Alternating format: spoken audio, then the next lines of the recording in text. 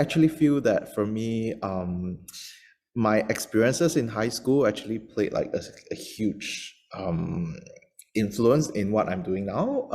Looking back at it, because Christina would know that the Singapore kind of like public school system is super intense, and you know, a lot of times there's just a lot of academics, and then you're like doing a lot of like you're being very involved in school and that kind of thing that you don't really have that much time to practice maybe.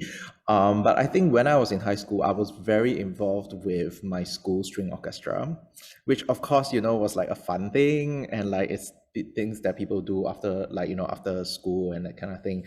But I took on quite a lot of well, firstly, I played my first ever string quartet when I was there, which, you know, and I was leading my orchestra. My first orchestra experience, my first experience leading an orchestra was there, and it was in an environment of fun. It was in an environment of where all my best friends were. It was a time of the week where we all look forward to all the time, and you know, basically, even after rehearsals end, we might still like be reading music or like just hanging out or going out for dinner and that kind of thing.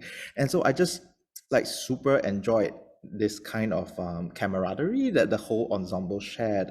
And as it went on, I started taking a bit more like leadership responsibilities with the group. And so like I became the person that kind of like organized activities with my juniors, got people together and that kind of thing.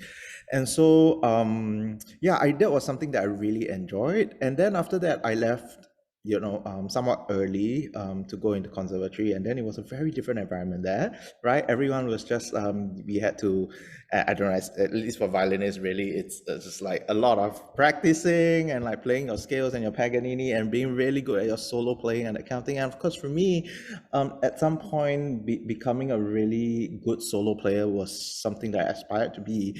And but then it took me a while later when I kind of came to the States for my master's and started playing firstly in a string quartet seriously, and then after that playing a little bit more early music, which by nature of it has a little bit more collaboration. Then I started realizing that, oh my gosh, this is actually like what I really enjoyed the most, like playing together with people, working together with people that you get to know as more than just colleagues, but like, you know, how they are as people and how they translate into how they play and how we communicate with each other during rehearsal and after rehearsal. So, and I think part of this has also translated into why I started my own Baroque group in Singapore, because it was just, we had a nice group of members that we really wanted something to happen in Singapore, and then I was just like, I almost felt like I went back to high school again, being that, okay, now let's do this like concert or something like that, and we'll just like make it happen. And I mean, I think, and then I just came to realize that a lot of these skills that I picked up, like people skills, leadership skills, or like you know, how to communicate with people and all that, was all during my time in high school. Like these are kind of like human life skills kind of stuff, which actually you cannot really learn in conservatory, not actively at least at this point. Maybe things are changing, which is great.